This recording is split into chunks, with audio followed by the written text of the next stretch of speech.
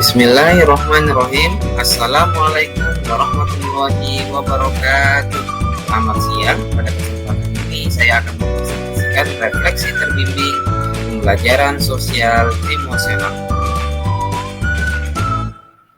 Kita tidak belajar dari pengalaman, tapi kita belajar dari refleksi terhadap pengalaman kita. John Dewey sebagai filosofer dan psikologis. Tujuan pembelajaran, calon guru bergerak dapat melakukan refleksi dan metakognisi terhadap proses pembelajaran yang telah mereka lalui, serta menggunakan pemahaman barunya untuk memperbaiki proses pembelajaran yang diampunya. Pertanyaan yang pertama, apakah hal yang menarik yang telah Anda pelajari? Kedua, apa perubahan dalam pemahaman atau latihan pembelajaran yang Anda lakukan selama ini? Tiga, apakah tantangan yang masih Anda hadapi dalam proses pembelajaran ini? Hal-hal yang menarik dalam pembelajaran sosial dan emosional. Yang pertama, pembelajaran sosial dan emosional memberikan pemahaman konsep tentang 5 kompetensi yang sangat penting dimiliki oleh seseorang, baik itu sebagai pendidik maupun sebagai murid. Kita semua adalah pembelajar sepanjang hayat yang terus belajar meningkatkan kompetensi yang kita miliki dan diaktualisasikan ke dalam bentuk rutin, integrasi dalam mata pelajaran atau kurikulum dan protokol.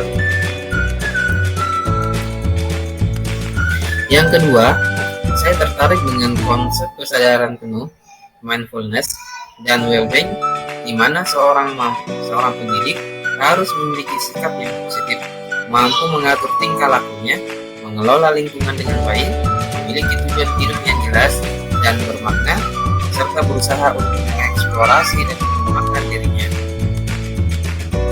Yang ketiga, saya tertarik dengan penerapan pembelajaran sosial dan emosional dalam studi kasus tentang 5 kompetensi sosial emosional yang dihadapi oleh Guru Adriana dan konsep pengenalan emosi dalam gambar roda emosi yang dari Robert Plutchik.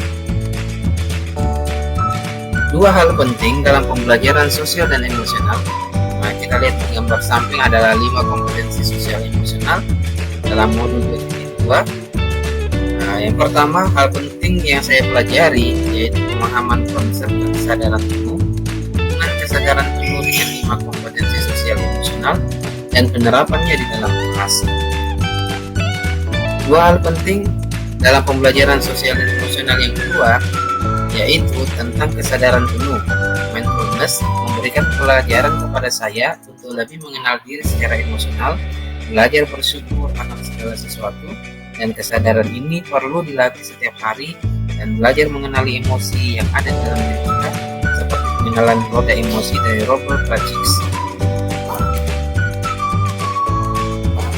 Sebutkan satu hal yang Anda ingin coba dan terapkan dalam kelas. Jelaskan alasannya. Satu hal yang saya ingin terapkan dalam kelas yaitu pembelajaran dengan pendekatan sosial emosional dengan strategi pembelajaran berdiferensiasi. Hal itu akan saya lakukan untuk mengoptimalkan kompetensi saya selaku pendidik dan juga bisa menuntun murid memiliki keterampilan sosial emosional di samping pengetahuan akademik dan non-akademik dari materi pembelajaran yang diberikan. Sekian dan terima kasih. Semoga bermanfaat. Sampai jumpa pada sesi berikutnya. Wassalamualaikum warahmatullahi wabarakatuh.